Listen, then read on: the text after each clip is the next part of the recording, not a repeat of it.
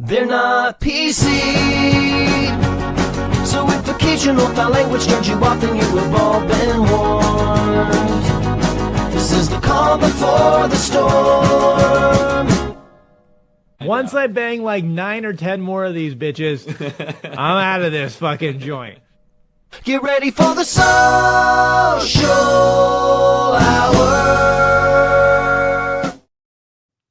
I'm Olive Keen, everyone. Welcome to the show. This is Social Hour. I am Deece. Happy Wednesday. Thanks for hanging out with me, guys. You're gonna have to bear with me through this. I've got something going on with my sinuses today. Something in Texas is trying to murder me, and it's not just ice. So we're gonna make it through. I just have a little head thing going on. We have a great guest lined up, so I'm hoping to battle through this to talk with her about all she's doing. I have a lot of questions about her writing and the book she did and everything she's got going on. But before we get into it with her, a couple quick announcements. If you're listening to this today, it comes out. I will be at Woodlawn Comedy Club tomorrow night. That's the Thursday, December 4th. And I will be at Bandera Brewing on Saturday, the 6th in Bandera, Texas. Chubby's Ice House on the 13th in Pipe Creek, Texas.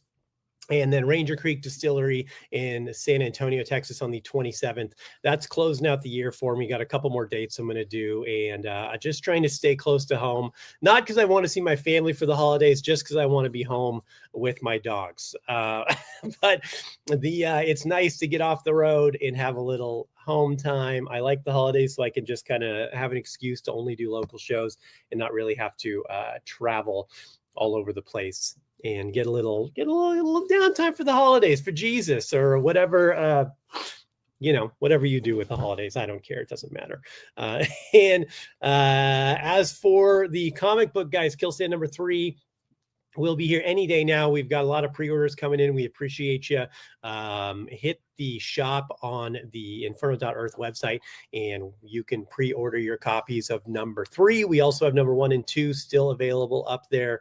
Lots of cool variants, or just hit me up on Instagram, DM me, and we'll figure it out. I take Cash App, Venmo, Bitcoin, gold bullion, Prussian francs. Hell, I'll even take a dozen eggs at this point, considering the price of inflation these days. Let's go. What do you got? Let's barter. We're taking it back to beaver pelts. We're trading. You want a comic book? I'll trade you for your shiny shells. Whatever. We'll figure it out. But I will be also doing a signing in San Antonio this Saturday at Half Price Books at their Huebner location, I believe. So check it out. If you're in San Antonio, I'll be doing a signing there. Come get some books, say hi, shake my hand, or punch me in the face if you don't like me, whatever. That's where I'll be. That's it, guys, for me. We're going to get in with our guest today. She comes to us from across the pond. I believe she's in Portugal right now, but she maybe not. She could be on the run from the feds. Who knows where she's at? Please make some noise for author Danielle Blum. Danielle, how you doing? I'm great. How are you doing? Doing well. Thank you for being here today. I appreciate you. Am I right? You're in Portugal. Is that correct? I am in Portugal, and it's going to be a freezing 40 degrees tonight, which I did not move here for the cold. So that's funny. I moved to Texas a couple years ago, and I feel the same way. It was like 38 last night, and I was like, oh my God, where's warmer than Texas? Because I lived in the Pacific Northwest, and where I lived previously, it's probably like 0 degrees right now with a foot of snow on the ground. So I'm like, within 3 years, I just became like unable to take anything under 70, Yeah, agreed. I'm from Lake Tahoe, so that's just way too much snow and tourists that don't know how to drive in the black ice. And so I had to get out of there and move to Portugal, a small island closer to Morocco than mainland Portugal. You'd think it'd be nice, but it snowed like 2 days ago. So I'm like, what the hell? Dang, yeah. I'm ready for summer. Where this is going to sound so stupid. I'm going to ask you anyway. It's not that stupid, because as someone who's traveled the world, like, I understand things are different places, but like, is it normal, like summer, winter, spring? Are the seasons similar to America and Portugal? Like the time length, like December's winter there? And So that's a trick question. So, like I said, I live on an island, so it's actually 600 miles from the mainland. So I oh can't geez, speak for mainland Portugal. But here, since I moved here, every year has been absolutely different. They said there was only like 2 months of rain, but last year it rained for like 6 months. So like one Christmas, I was bundled up in a beanie with a huge jacket. The next one, I was on the beach in my bathing suit on January 2nd. So it's like yeah. I don't know. They said this is different weather every year than the years past. So I have no idea. There's no, throw the farmer's almanac out. You're not going to figure out what it is. From Lake Tahoe, though, that's so interesting. And no one is ever from Lake Tahoe, you Oh know? yeah, well technically it's Gardnerville. So if you're at like South Lake and you look down the mountain, it's a teeny tiny little town right there, but no Okay. one knows Gardnerville. So Yeah, Tahoe's close enough, 20 that's, minutes.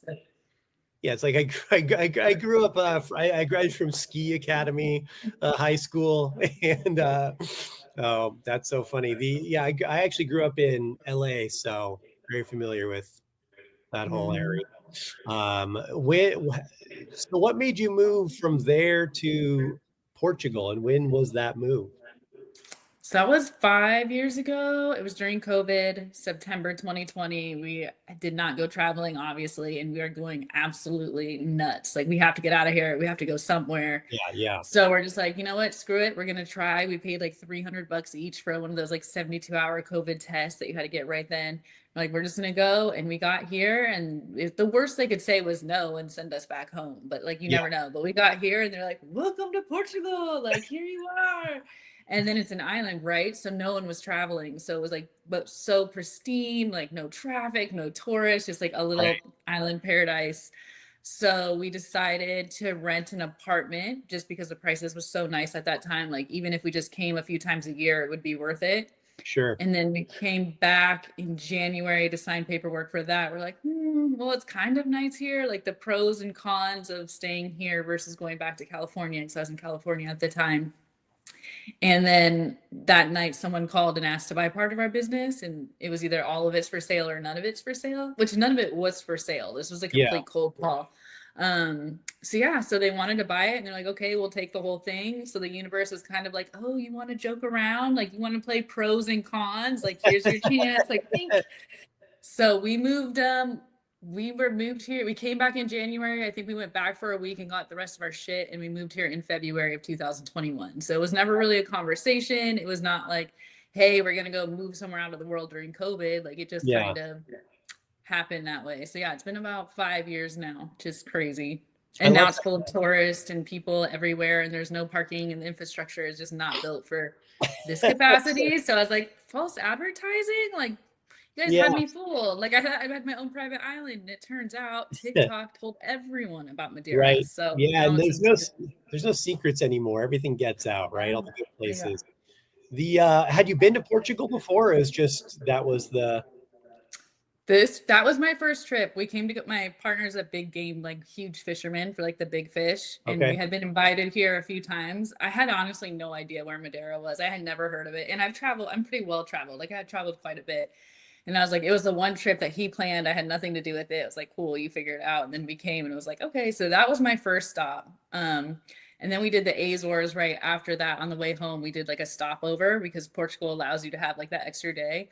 But we forgot with COVID, like, you have to get tested at the airport, which is nice. It's a free test, but you can't leave your hotel until you are cleared from that. Right. So my partner was cleared. I was not. So I was stuck in this tiny hotel, and we were finally able to leave.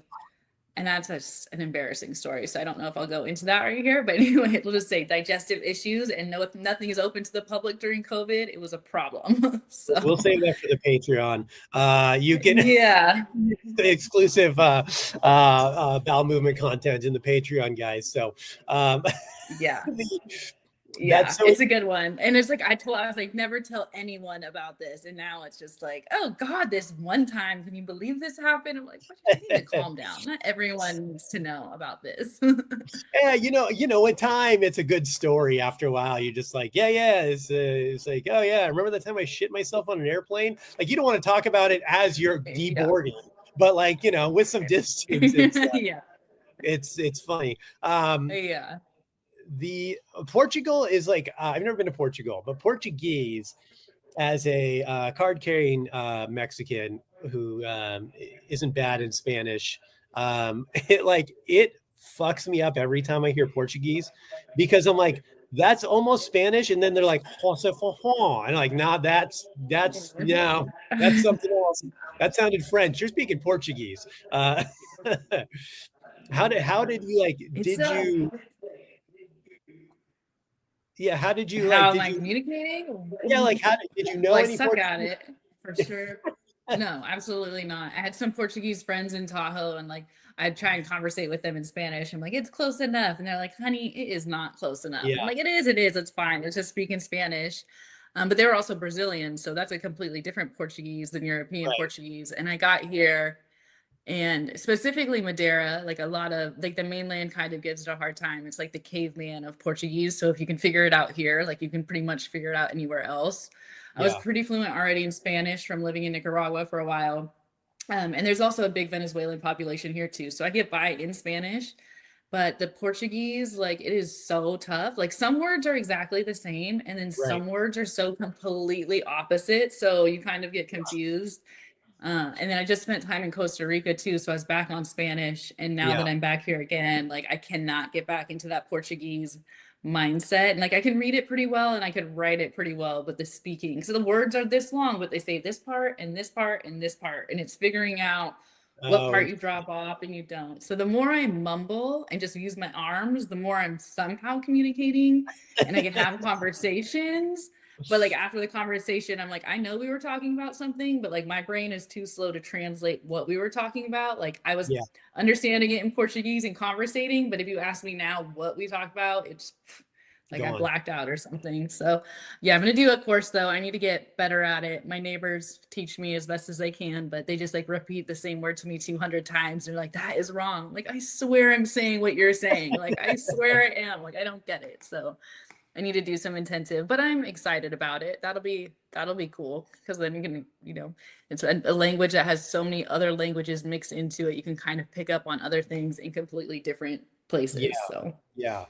Yeah. It is funny with even, any languages like that. Like you mentioned Costa Rica. I go to Costa Rica quite a bit. And the first time I went there, I like the Caribbean side a lot. And the mhm. first time I went there, it's like people, first of all, they speak very fast Spanish, whereas where I'm from, it's very slow Spanish. And then also, it's like with like a Caribbean accent, like a Jamaican accent, and it just like I like got the bends trying to follow. I'm Mhm. like, just fucking me up. I'm like, what is happening with this? What is coming out of your mouth right now? Plus, they have like a weird like local Tico slang that they use too mixed in there. I'm like, like you're saying things I know, but not really. Yeah. Well, and a lot of the time here too, I'll go and speak in Portuguese, like before even trying to speak in English, and they'll just look at me like I'm freaking insane. They're like, what? And I'm like, I know what I'm saying is correct because I just use this at the other bank. Like I know that this is right, but they just don't expect me to speak Portuguese. So Yeah, like they're just trying to figure out what the hell I'm saying in any language, like expecting it to be probably English. So when it comes out in Portuguese, they're just like, wait a second, wait a second, wait a second. But my favorite now is I suck at numbers in any language. Like math is not my thing. I have the number dyslexia, so they switch around. So when I go to the bank and I actually say the numbers right and in Portuguese, and they're like, "Oh, you get a candy! Like you did so good today." And I'm like, "Gold fucking star! Like hell yeah!" Like and then I'm yeah, like, "Look what I did! I got the candy at the bank!" Like oh my, okay, 2-year-old, like yeah. whatever. But it works. It gets me excited to It go. is So a I'm like, I wonder motivator, what candy they right? have today. Yeah, So exactly. So you guys know if Danielle comes out of the bank without a sucker, she didn't do a good job that day. Yeah, but She yeah, needs to exactly. go a little more. That's funny. So like 5 years in Portugal, what have you found that you love, that you hate? Do you think you guys are going to stay there? Oh, for sure we're staying. Well, we get our citizenship next year, so that will be nice because then we can live anywhere and work anywhere in the EU. We did kind of do it all backwards. One, it was COVID. Two, we didn't talk about coming. It was just kind of like that was the plan and it was happening Yeah. pretty quickly. So we came and we had bought the house and we bought a boat, a fishing boat as well, because that's our business here is big game fishing. Mm, So we did that before we even applied for our residency. So like when we got here, it was kind of like, oh, you're already like hiring local people, like you're already putting into the environment. So that, or not the environment, but to the community and stuff. yeah. So that was helpful.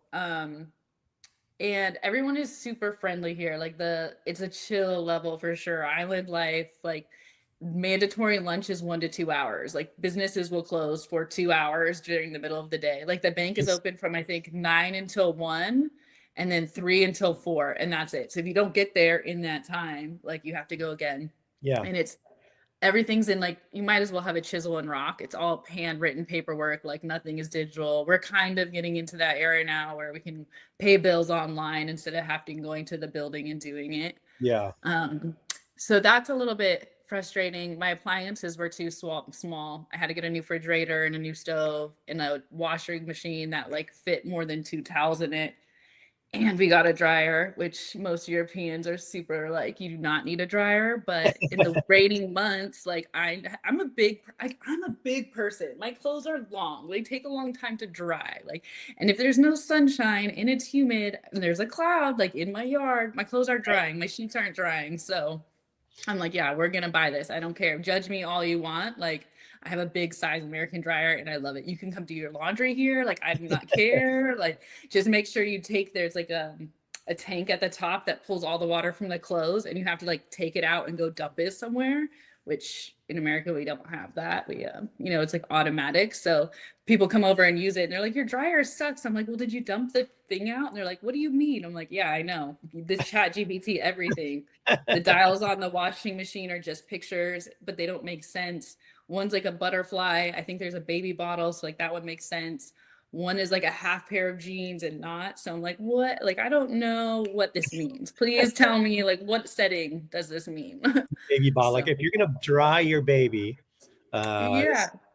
I'm assuming it's like the disinfectant level because it's the one that gets the hottest. So I'm assuming Okay. it's for like that, but it's been trial and error. So before like ChatGPT came around and I'd have to like take pictures and like Google translate it and it just always would translate to what the picture was, but it's still like, cool, that doesn't make sense. Like I don't know what this means in washing machine language.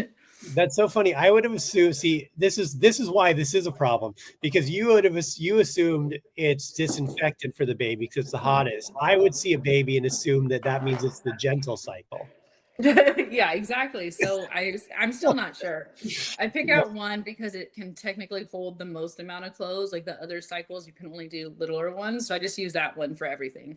And I There put you go. all my clothes in. I don't sort them out. I don't do anything. I'm like everything goes in, everything gets dried, and like that's it. I don't care if my blacks are not so black anymore. Like I just want dry Yeah, clothes. it'll be all right. Um, Yeah. so when you say island, like what's the size of this island? Like what if you're gonna drive the circumference of this island, how long does it take? Oh, well, stopping the whole way around, you could do it in less than a day. I usually recommend 2 days to do like one half of the island so you can just kind of stop because everywhere is a beautiful viewpoint. Like there's not a bad view anywhere.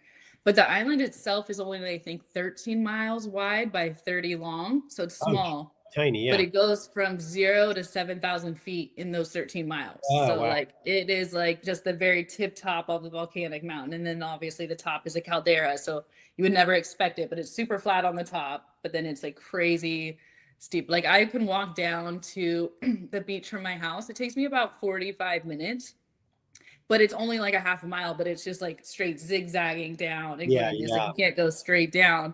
So it's possible. I've done it. I've done it back up twice, 1.5 times actually. I gave up halfway through the second one because I was dying, but They need just like yeah. a bobsled system, just Yeah. like straight down the super loop, just gets you right So there at the beach. yeah, well, they have, in Donkey Kong, the banana carts that like go Yeah. through like all, so they actually have those here. Those actually exist. I always say Madeira is like a video game because like every corner there's a rainbow, like then you have the banana shoots that come around, like the bridges that go forever, like then there's rock slides or there's just and tons of tunnels. Like you literally are living in a video game. You never park cars everywhere. Like if your hazards are on, you can pretty much park anywhere. And then there are two-way roads, but then like one part of the road will have all parked cars. So you come around a corner and then it's like 10 parked cars. So you're Yeah. just like, so it's definitely, and it's every car is stick shift. So it's fun. If you know how to drive stick shift in like very steep mountainous areas, like it's pretty cool. The buses are not so fun, but it's a rugged little island for what it is. Like, and the hiking is amazing and beautiful, but super dangerous. Like going into rainy season, everything gets wet, so it's slippery and slides. And we had a huge fire 2 years ago, so that like burned all the brush and everything that was keeping all the land up. So the first few rains can be pretty intense because it's just washing everything down the mountain. So roads go out, like bridges go out. So it's not for the faint of heart, but it is absolutely amazing. Yeah. Yeah. That's island life is a little different. It's a different speed for a reason, you know? So, if you were like, so I mean, 600 miles from the mainland, so you guys are pretty isolated. Are there other islands around you guys can hop to pretty easily, or is it just, you know, So, you? there's one smaller island that's about, it's a 3 hour boat ride. I think it's like a 10-minute plane ride. So Madeira is like volcanic, pointy. The beaches are all big rocks, volcanic rock that's smoothed down, but still rocky, like very minimal sand. And then you go, the short distance away and it's completely golden sands, like not quite as mountainous, very deserty. So being like, they're connected underground, obviously, but for so close, they can have completely different ecosystems. Yeah. But Yeah. Madeira itself has 22 different microclimates. So you can go into a tunnel and it can be completely sunny. And then by the time you get out, it could be raining on the other side or super Wow. windy. So Yeah. in your car, you have, an extra pair of socks, your tennis shoes, a bathing suit and a towel, like in a raincoat. You just never know what you're going to come against. Yeah.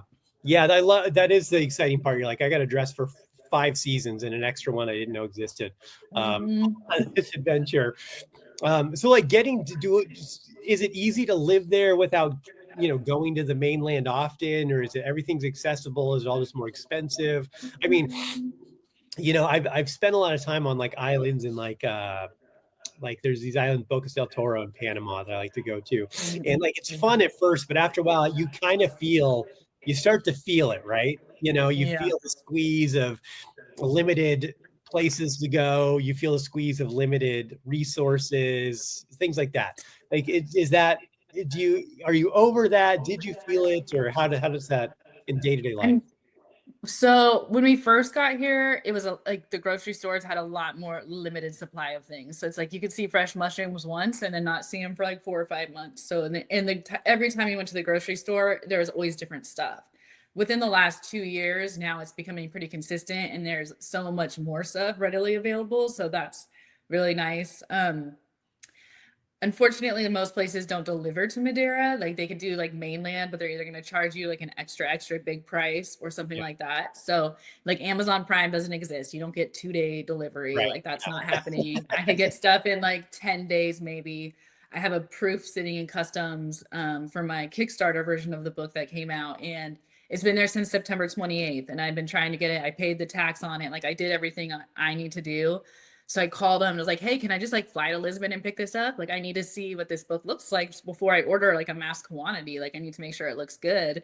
And they're like, no, we're just changing the systems. Like, you just have to wait and suck it up. So like every week now I'm just like harassing them. Like, it's been 2 months. Like, so now it's like when I do order this big amount of books, like, am I going to have to go pick them up and bring them in my suitcase to get him here? Because like, I can't afford them to be stuck in customs for another 2 months. Like, Yeah, I have to get these to the customers. So that's been pretty challenging. As far as going like stir crazy with island fever, I haven't had it, but we travel quite often, like around this area and then to other parts of the world. So I don't really get it. I think this year was the first time we were actually in Costa Rica, and I was like, I'm ready to go home. Like I'm ready to go back to Madeira. Like, and I've never had that feeling like, oh, let's go home and not be somewhere we love. Like I love Costa Rica and it was great, but I just had missed my roots here. And I was really excited to like be productive with this book and get things going. And when you're on holiday, that makes it a little bit harder to make those ground rules and boundaries of getting shit done. So people do get stir crazy, but we have a big city that has tons of new things popping up all the time. Like there's not really like art gallery openings or anything like that, but they have music events. They have a huge digital nomad community. So there's always places to go meet people that want to meet people. But right before I moved here, the main population was like older people from the UK. Like it was like the retirement island. Yeah. And then right when COVID hit, they started doing all the digital nomad stuff. So it brought in a much younger crowd of people that came in and just started buying here and stuff too. So the whole dynamic of the island has changed quite a bit. Are there like a lot of locals that have disdain for people from out, that move there and change their ways, For sure. Well, so coming here with like an American salary versus getting the Portuguese salary, when I was checked last time, minimum like what you're getting paid here was like 750 a month, 750 euros a month. So that was, oh, mosquito, that was like an okay price to survive for a while. But then a lot of people came in because they had the golden visa opportunity and bought up these houses, and now are pushing people out of their houses for renting it on Airbnb. So they're making their mortgage in one weekend versus a whole month. So a lot of people have been displaced. A lot of people are going to the mainland because they can't afford to live here anymore, because everything's going to be turned to Airbnb. But that is globally happening everywhere. Like I left California because we were getting pushed out and it was too expensive and it was just like not worth it. So we found somewhere else that we love, not necessarily because of that. Like we like this place for the fishing and stuff. But there's the displacement because of these disrupting companies that are coming in and thinking they're doing a good job. And yeah, it's great for people that have money and can go travel and now they have a place to stay. But for these people that like live here and now they can't afford it, like in Tahoe, most of my friends are literally living in their cars, working 3 jobs, and they've lived there forever. But because Tahoe's a destination, like if people can make so much more money, I'm like, damn, like that sucks. Like you literally are going to the casinos and sneaking into the gym to shower to go work your first of 3 jobs this day. Like that's great. And they're okay with it and they thrive and they still party and have fun. But I'm like, dude, no.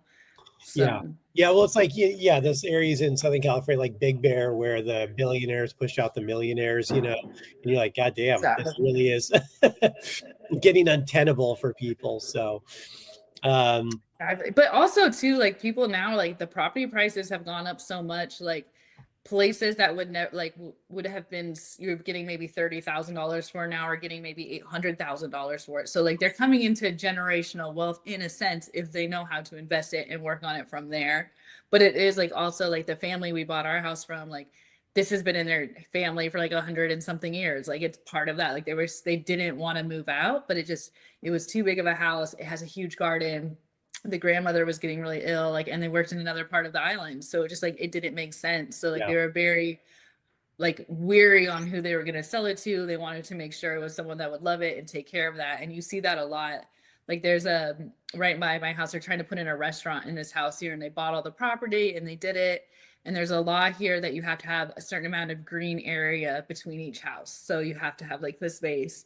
And this old woman has her little potato farm right there, like her little plot for potatoes.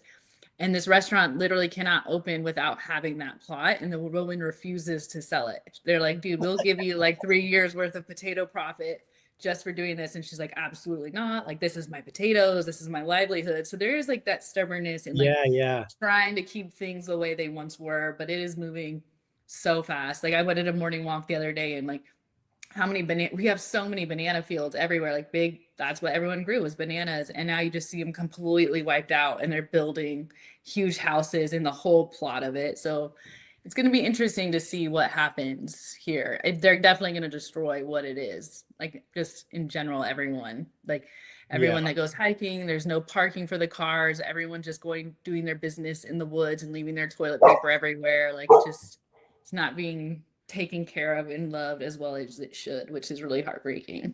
Yeah, progress is arguably not always progress and always messy. So that's unfortunate. Yeah, I hate to see that.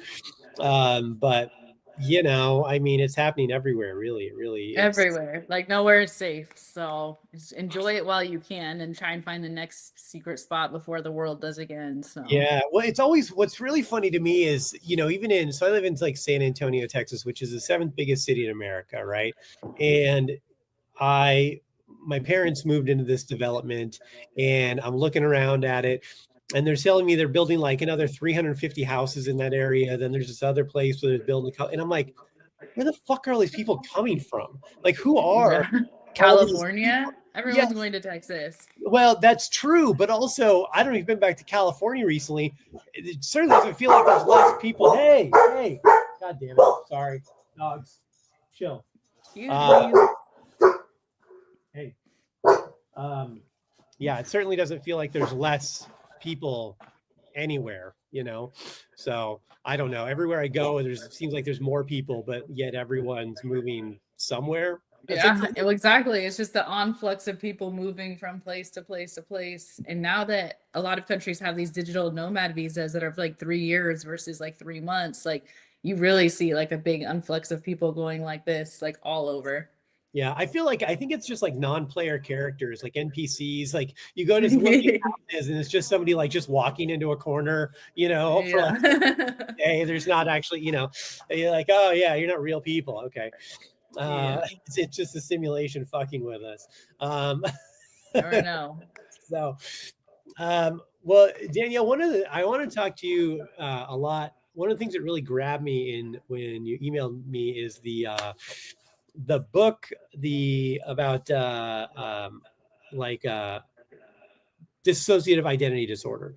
That's like a really interesting thing to me. Um, and I'm curious as to what was the impetus of that? Like, do you have experience with that in your life, or relationships with people like that? Or what was the focus of that for the book? And tell us a little bit about the book.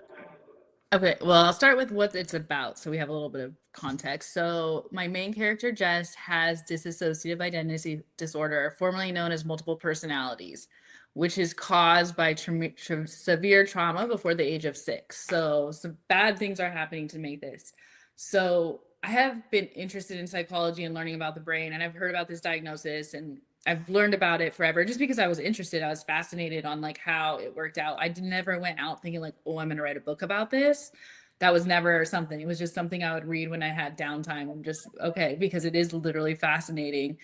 And then I sat down to write this book, and the character started out as a twin sister with someone. And then the more I wrote, I was like, oh no, this is one person. Like, this is okay. This person has multiple personalities. And I was like, okay, well, if I want to write a character that has that, I need to do research and figure it out because I don't want to just go write it and just be like, oh, this, like Split or every Yeah. other thing in Hollywood. It's like, these are the worst people in the world. Like, they're capable of murdering 100 people and not remembering it. Like, that is absolute shit. That is not how it is. So when I decided to research, I had reached out in a couple Facebook groups to kind of get it. And then I have known a couple of acquaintances that have it as well. So they kind of shared their story and then introduced me to other people that have it, because obviously they kind of come together and have their support groups because no one understands what it's like. I mean, I have hundreds of hours of research on this topic and I still can't even comprehend Yeah. the mass of this diagnosis. But it was really amazing because one, so many people, like, first of all, I was expecting maybe to get 1 or 2 interviews, like, and being excited about that. And then I've interviewed over 100 people living with the diagnosis. And it's heartbreaking because the fact that there's this many people living with this and it's caused by such severe trauma that you're disassociating to put yourself somewhere else so you don't memorize this, so you don't remember it. And this is happening behind closed doors. And like, if I have met this many people with such a bad diagnosis, like from this, like imagine how many other people are out there that haven't ever brought it up or don't know that they have it. Sometimes you can have the, I mean, you have it, it develops when you're a child, but you might not show any symptoms of it until you're an adult. Like, you can have a stress trigger and now all of a sudden one of your personalities is coming out and taking over because you can't handle it. So it's actually more of a superpower than anything. From what I've learned is like, yes, there's a struggle because a lot of people have amnesia. So you don't know what's going on. Like, did I brush my teeth? Did I eat 2 bagels? Like, did I go to work today? Like, how do I do this? And if you're constantly changing and having to recalibrate, and there's physical ailments that happen as well. Like, there's, some people get sick, some people get headaches, some people have nothing like that at all. So imagine you're like in your late 30s and all of a sudden like you are reading your journal and there's hundreds of pages of handwritings you don't recognize and stories you don't know, or your partner comes to you and asks where you were last night because you didn't come home, but the last thing you remember was leaving work to go home for dinner with your family. And now like there's an uncovering detective thing going on that you have to figure out like what's going on. So I kind of went into a rabbit hole with that because it was just, I mean, what a defense mechanism the human brain can have to literally make you be somewhere else or not have it, or have your brain separate these super traumatic experiences and blocking it from the rest of your whole memory. Like, so you don't remember it at all. And that's like one of the things too, is like, these are a lot of these alters they're repressing the memories. So when they're kind of coming out, like some of them might be just trauma holders, or some of them might hold the anger from this. And it's literally just being able to developmentalize your emotions and your feelings, and they're not necessarily great, and it's terrifying for sure. So anyway, so the more I learned, the more I was like, okay, I have to do this respectfully. One, like, I want to change the narrative. Bless you, bless you, bless you. Thank I you. want to change the narrative about mental health in fiction as well, because I think all of us have a little something going on that someone can relate to, but we're all afraid to talk about it. So by putting it out there and putting these stories out there, hopefully people don't feel so alone. Like I was surprised when I was in one of these groups to actually find one of my friends that I've known for ages in it. And I was like, what? Like, what are you doing here? And they're like, well, what are you doing here? And I was like, okay, well, we're here for different reasons, but this is why. But the amount of people that want to share their story and just have no way of doing it or a safe place to do it. So everyone was really like helpful to like get it out there. So yeah, so that was the rabbit hole. So the story just basically told me I had to do it. And if I was going to do it like that, I had to do it respectfully and correctly. Right. Yeah. Yeah. I mean, what are some of the things that maybe people, what was most surprising to you about learning about DID and what, what, how it manifests or what kind of preconceived notions people have about it? Well, so most therapies going for like healing is integration, is getting all of your personalities into one singular personality.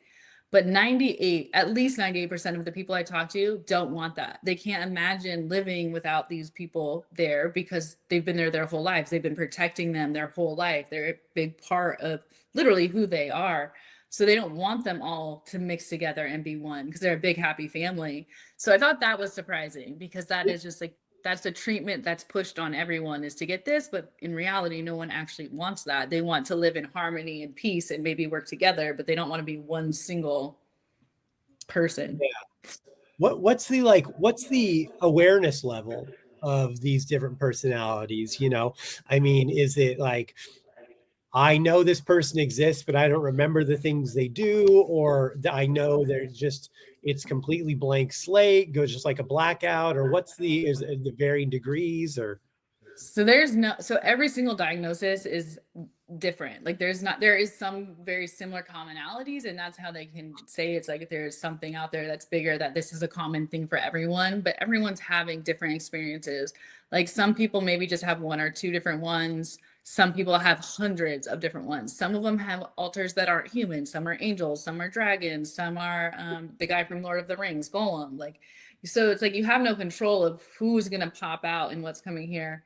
And sometimes you might not have any recollection at all. Like you have no idea. Like one of the books I read, he didn't know until he was in his late 30s and then spiral meltdown. And then they started coming forward. Almost all of them have children, like small children that come out because they're usually the trauma holders that have been protecting it, but they can just pop out and you could just be acting like a 3-year-old and have no idea why. And maybe you don't even remember that because you're not supposed to, but the people you're with do. So there's really no answer to that. A lot of people try and mask it. Like they might not know what's going on, but they try and be this one person every time they're around these people, or they're faking it. Or there was one woman I was talking to, she had an alter that was an alter like the other personalities. I should have explained that. She had one that was better as a caretaker. So whenever the kids were around, this particular alter came around and was the mom because she loved to do it. She took care of them. She did this. And then her main job was being a lawyer. So then there was the one that was studious and took meticulous notes and did this. And that one came forward. So they were living in harmony because they weren't fighting each other for control of everything. They just kind of were like, okay, I'm better at this. I'm better at this. I'm better at this. But sometimes you can have complete amnesia and have no idea. You could have some alters that do know about the whole system and the main host have no idea. A lot of people when they're first diagnosed fight it and can't believe it. And they're like, no, that's not me. But then like they're in therapy and see videos of them being a completely different person and have no memory of it. So it's really dependent on that person and their experiences and what triggers them, like what abuse they went through. Like, does a certain lighting trigger this person to come out? Like, does, smelling burnt rubber on the road, does this cause someone to do that? So yeah, it's definitely it's a personal experience that there's no one answer for. Yeah. Yeah. So it's just so interesting to, a thing that I think is like, ever evolving as far as the way it's perceived in modern society, because I mean there's a time when they're just like it's a witch, she's Yeah. or whatever, like she's possessed or something. Now it's, we're starting to understand where these things come from and how they manifest and how to kind of best treat them for the individual, I guess. So, And that's different. And they usually have many other things going on as well. It's not usually just dissociative identity disorders like PTSD, like OCD, a whole bunch of different things. But yeah, and the fact that it's just so common, like so many people are living with this daily, like, and we're just expected to just be like, oh, like you need to act this way, and this way. But the majority of people, like, that is not possible because of our upbringings and stuff like this. So it just like kind of opens your eyes to like what people are going through or have gone through affects their behavior now. And maybe what you're seeing is, yes, this particular thing, but there's so many other things that are going on that you have no idea. So in this book, is this book already out, or is this the one that's on the Kickstarter, or just?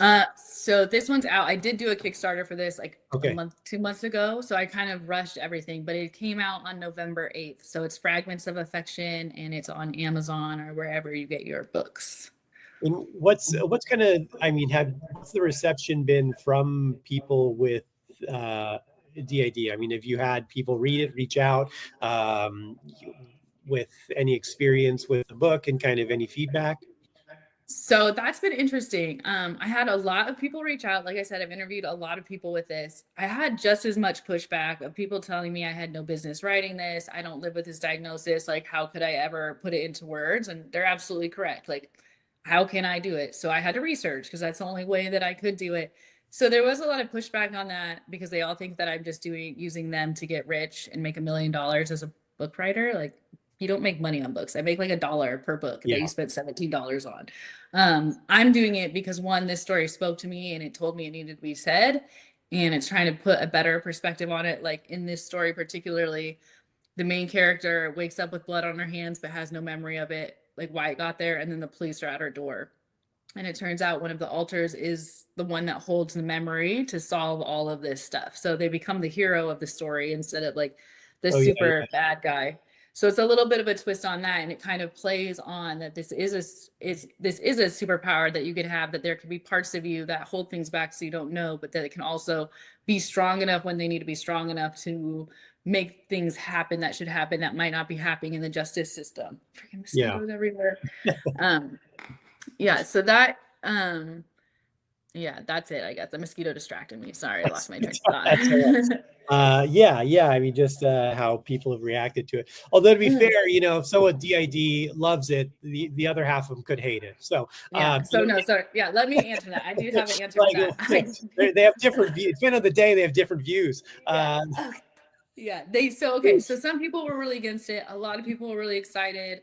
I've had multiple people with DID read it because I want it to be a thriller and a psychological thriller, but I also don't want it to be disrespectful for them. So if there was maybe some scene in there that was like, that just rubbed me the wrong way, because that's not how it really is, even though it's good for fiction. Like, I don't want to do that. So I had quite a few people read it. The feedback was really gives me goosebumps about it. They were excited. They were surprised because it made them look at their own system. Like, the system is what they call all of their personalities usually. It made them look at their own diagnosis in a new light, or maybe see how their partner would see them, because like they don't get that outside perspective. And I've actually worked with a few for the artwork for the Kickstarter. We used like the example of her personal diary entries, but we changed them to fit more of the book, but it's still like what she went through, how she feels, how her brain works. So she did the artwork on the Kickstarter for the front and back pages. And then there is a few other groups that we're doing a DID anthology that's also part of the Kickstarter, where just people wanted to submit their artwork or their stories or their letters to society. And we're kind of just putting them into one book as a safe place for them to have an outlet so people could kind of know what they're doing. And a lot of them are super creative and are just ashamed of who they are or the work that they are because of their diagnosis. So it's been a platform for them to come do that. So overall, it's been a good experience. I have a whole community around me now that I would have never had the chance to meet these amazing people, and like being able to meet different alters too, like them trusting me as a stranger and then coming forward as maybe like they're little or something like this and having a conversation with me. It's just really opened my eyes to just like damn, life is cool. Like, this is so awesome. Like, if I didn't write this fictional book, I now would not have this community of not just 10 people, but now it's like 30 people because they all have their people inside of them as well. So it's been, Yeah.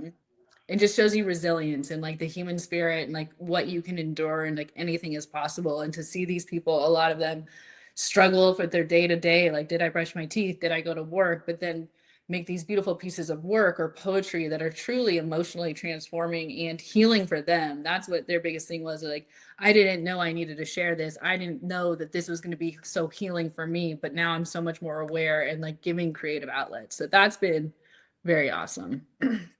Yeah, yeah, I'm sure hearing what these people have to say and kind of getting involved in that's just probably heavy, but also, yeah, rewarding in so many ways. Oh, Oh, heavy for sure. But it just, like I said, like awareness, I think is the biggest thing. And you're kind of now seeing more things on social media of people coming out with their stories of all of this. But it's just like, it's so common that this severe trauma is happening or any trauma or abuse is happening behind closed doors. Like, I would say like 2 out of 5 people have dealt with some sort of that, and we just don't talk about it because it's bad or, yeah, we have to hide it or like this. So I think once we kind of start talking about it and clear that, and there's a space that people can do it, I think people will find a lot more support than that is out there because there's so many more people that are going through this that we just don't know. yeah. I mean, hey, listen, I grew up Catholic. We don't talk about anything. Yes, actually. Exactly. So, I mean, so is there more in the tank as far as this topic, other topics that you want to write? So this actually is going to be a 3-book series, I think. So because started it about 2 years ago. I started with the research and writing it, and I've changed it, and I have written so much that I have basically 2 other novels now with a big chunk of it done because I just took it out of this to put it like that. So this is the main one, and then there will be a prequel that's the bad guy and why he's the bad guy, like the psychological thriller on why he's this crazy person and not the main character. The second book that has dissociative identity disorder, and then the third book is from one of the characters, her perspective, and then it's having just some of the alters that were mentioned come through and really show like what they're good at and why they're doing this. So that's a lineup as well. But I also am doing a raunchy rom-com series that's very, very loosely based on my travels for the last 12 years. Right. Because it's easy to write about what you know, right? So this character is a wild woman, and she came to me in the middle of the night and basically said I had to write her story, and she's so much more brave and funny than I am. So I'm really looking forward to writing that series as well. So I'm kind of in this, okay, I've been doing thriller for so long, like I'm in that headspace, I can keep going, but that is a pretty dark and heavy topic with the DID. Do I kind of switch it up and go with like, let me relive some memories and make them fictional and way more funny and cool than they really were? So that's where I'm at. So postcards from rock bottom, fragments of affection, we'll see.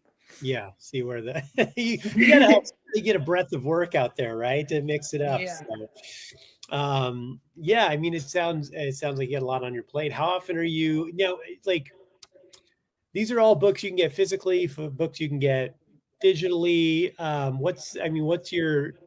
Are you looking at trying to get bigger distribution, get these out there? I mean, is this what you do full time, or what are you looking to do?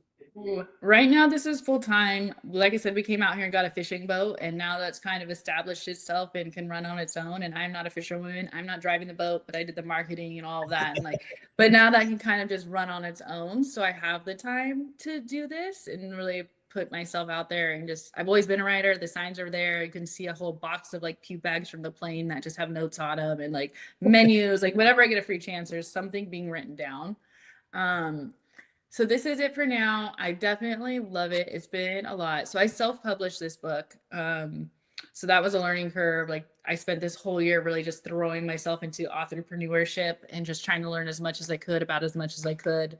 But we did end up on the bestseller list at #1 for 4 days. So Nice. that is amazing. Congratulations. Thank you. That is just because I have an amazing community around me that supported my Kickstarter and then this, and you just need 1,000 true fans, I guess is what they say. And that's very true. But I did that self-publishing because there was so many other people involved in it and then people telling their stories that I put this in there.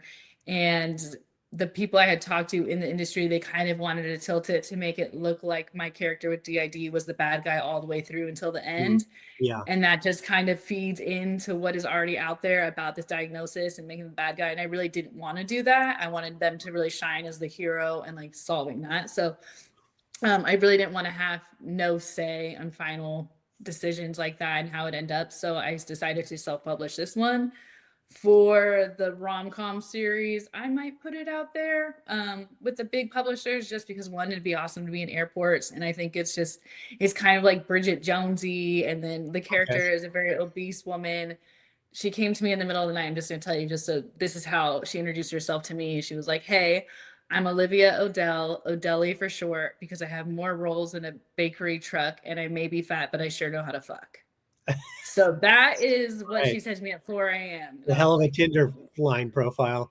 Yeah. And I was like, okay, this is fun. Like, okay, let's do this. And then she's like, okay, and it sounds crazy that she talked to me like, you know, but this is what I was thinking about at bed at night. And that's what came through my head. Like, and I was like, okay, so that's that. And she's like, so much more aggressive and brass and funny. So it's like I can get away with saying stuff like that. Like I was a virgin until I was 18. Like I was not promiscuous. Like that is not that. But I get to write this woman that was, and like just loving life and being authentically herself 100% of the time in the fupas. And again, being someone that I'm not, like I kind of get to step into her shoes and live that life that it's kind of like being an actress, but you just write it through paper. So Yeah.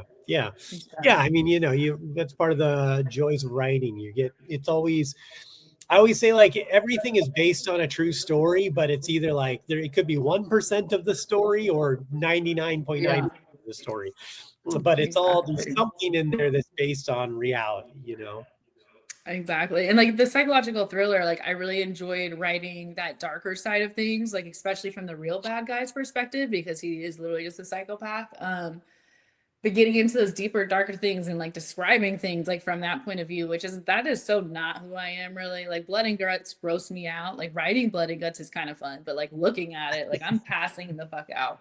So it's time just stepping into these lives and being like, oh, if I could be anyone in the world, like who am I going to be today? Like, oh, I'm going to be Jess. She has 7 different personalities. So I get to be each one of those depending on where we are in the book today. And you kind of really have to get in that, because when you're writing a character, you really have to show like, you know, throughout the book consistencies in who they are and like really build them out. But when you have one character with 7 different ones, like, and they're all talking in your head, like how do you put that in a book so one, the reader follows that, like, yes, this is a conversation happening outside the head, this one's inside the head, but this is this personality, like how can I differentiate that personality from this personality? So that was really challenging but really fun as well. Formatting was interesting because like I said, like trying to, you know, follow, like, because switches could happen like this, but you can't just write that in a book and just totally change it. Like at the end, I was able to, because one of them has an Australian accent, one does not, one is more like scholarly. So like by the end of the book, you knew them well enough to be like, okay, I could follow this without you having to tell me that we switched, or giving like physical cues as to what alter was coming up. Like one only wears red lipstick because inside the body, he's actually a 23-year-old male, but he's living in a 38-year-old woman's body. So that's what he has to present himself out into the world. And like, how do you become confident in a woman's body when you're a man? So he uses red lipstick because that was the thing that would be like, okay, if I put this on, it's my power suit. Like I'm going to use this beautiful body to my advantage and be comfortable in it, even though I don't identify with that. Right. So that was really fun, really interesting, but fun as well. Yeah. So sorry.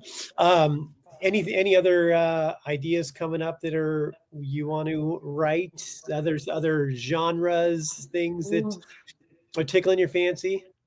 I mean, I do dabble in poetry, also on the darker side, but that's what's fun for me, or like true romancy love. So I'm either like super dark or lovey-dovey. I guess that's my that's thing. your, But I your do, personality. I do want, exactly. I do want to do, like a Madeira story where like the island itself is a character, but like the Madeira murder mysteries or something, because there a lot of people go missing here. Like, not that it's foul play, but it just, the land is very treacherous. Like, you know, like I said, it could be all of a sudden you have 20 minutes of rain and now the path's washed out. Now you fall down a 200-mile cliff. Like people won't find you. We just had a tourist go missing recently because he went hiking by himself, fell down somewhere, had no one get him for 5 days. So the island itself could be like the bad guy, but I was thinking maybe like a serial killer could be here and just be like throwing people off the cliffs or something. So maybe something with Madeira in it, just because it is a small island and I am here, so you can really like, you know, I could really build that environment out and do it, and then kind of have something fun with it as well. Yeah. What about like other mediums? So taking these to, have you thought about like TV series, film? Because so Yes, I've of course. writer, also written a lot of stuff in my life. Currently writing a comic book series, and the DID thing sounds like it'd be like a really cool like noir comic book even. Yeah, I think it would be. I think, yeah, absolutely would be. If I could draw anything, I'm not sure if you can see my fine artwork over here, but I'm a finger Yeah. painter and I smear things around. And this one I use tape on, which I don't normally do, so it doesn't look that good. But anyways, I can't draw worth shit. I can smear Sure. the colors, it's fine. So comic booking, like I'm gonna have someone else do that. But I think there are definitely threads that you could play on because you have so many different characters in one person, right? So you can literally, like, that's the same with the novels. I could take it and really focus on like, okay, this Jess was the main character of this book, but maybe Lucian is the next one, or maybe the perpetrator, the one that harms the body all the time because they're protecting their secrets, because DID itself is a diagnosis that hides itself even from yourself. So it's like, that's the biggest thing, is like, don't tell your secrets, don't do this. Like maybe have it from that perspective. I'm actually working with a crew here. We're going to do, I think, a series of shorts, like 20-minute film type things, with the prequel of this book. We've been kind of playing around with that. We have a great director that's here that just won a whole bunch of awards, and just he's from here originally. He's been visiting family, so just kind of a project that we could kind of do with that. And then with the postcards from Rock Bottom, I really think that that could be a really great series or a movie of some sort. I know that that's going to be a lot. Like I've been traveling for 12 years and at least I could have 2 or 3 novels per year. So that could be a very ongoing type of long-term thing. And I think if you get the character right, I wrote a short story introducing her to the world for an anthology. And I had a girlfriend, she did the audiobook for it. So I'm actually going to release that soon. And it's just kind of her introduction into the world. And she's pretty fucking fun. Like, I really like her. The woman that did the narration nailed it. So I'm like, I want to move forward with her in some sort of aspect with that project as well. So I'm one of those people that need to have a million things going on or I get nothing done. So yeah, I'm just kind of throwing spaghetti at all the walls and seeing what happens. Well, I mean, IP is the name of the game these days. So if you can create something that can like transfer over into other things, that's where people are always looking into other mediums to how they can make it, capitalize on that in a different format. Well, it is interesting that you mentioned that. So in the book too, I have the main character uses a specific journal because she has to like remember, did she take her medication? Did she do this for studying? Like did this? And it's actually based on a planner that I took 5 years to create for myself because I couldn't find one that fit my exact needs. So I shamelessly threw that in there. And then her therapist in the book also talks about these shadow workbooks as well that's going on. So with the Kickstarter, I actually made in a coloring book that's just like foul language in every language. It's called colorful language. It is just bad words in different languages. So I did that as part of the Kickstarter as well, because those are all things from the novel itself, but they're kind of fun digital things that are separate. But if you find the squirrel brain planner and then you read the book, you're like, oh shit, like it makes sense. Like I understand. So it's like putting those little seeds in there of things that I actually use that have helped me, then I'm putting it in there, but also making that available for other people too. So yeah, plus it builds out that world. It feels fun. People feel more connected to it and everything. So Danielle, tell people where they can find the book, where they can find you, social media, etc., to follow, purchase, and keep up on any other projects. Okay, so on social media, I am Danielle Blum on all platforms. My website is danielleblum.com or I am daniellebluauthor.com. And the book is on Amazon, Fragments of Affection, and it will be wherever else you get books shortly. But I was trying to hack the Amazon system for bestsellers, so that's where I was focusing for now. And it works. So There you go. Well, anything else before we get out of here today? No, I think that's it. Thanks for having me. That was really fun discussion. I enjoyed it a lot. Yeah, thanks for coming on. Well, guys, go check out Danielle's book. Purchase it on Amazon and follow her for all the other projects coming. Sounds like there's a lot planned and a lot more will come from that little brain as I know, they just keep coming and coming and coming. You can't stop. I can't stop that. And please leave a review if you read the book, or if you don't want to read a review, please just message me on IG. Tell me what you liked and didn't like, so I can keep doing the things you like and change the things you didn't. Like, I'm not writing for you, or I'm writing my stories, but I want you to enjoy it as well. So please be in touch anyway. I am available. And leave a good review. If you don't, I mean, ideally, yes. So cool. Well, yeah, guys, go support Danielle. It sounds like a cool project, and also just interesting topic. It was well researched, which is, I love to hear that. So check it out, support, give a follow, and check out the next book coming your way. So don't forget to check the poop story on Patreon. The poop story on Patreon. It's gonna be messy, but it's worth it. I'm kidding. Yeah, that poop story, it stinks. Anyway, so come on. All right, guys. And again, go to deececomedy.com. Check out everything going on across the network. A couple live shows still through the end of the year, and then 2026 calendar is filling up and coming up. I've got stuff all across the country, so check out dates. I'm coming to places I haven't been in a while, so if you've been wanting to see me or catch me in public so you can punch me in the face, I'll probably be in your city soon.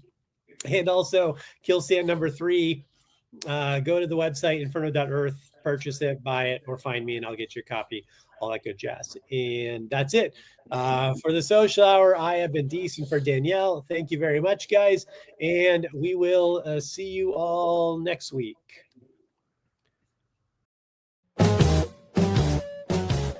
If you missed the live viewing of any Madness Entertainment Group production, you can find all our content on Roku or as a member of this channel. We'll see you next time on the Madness Entertainment Group.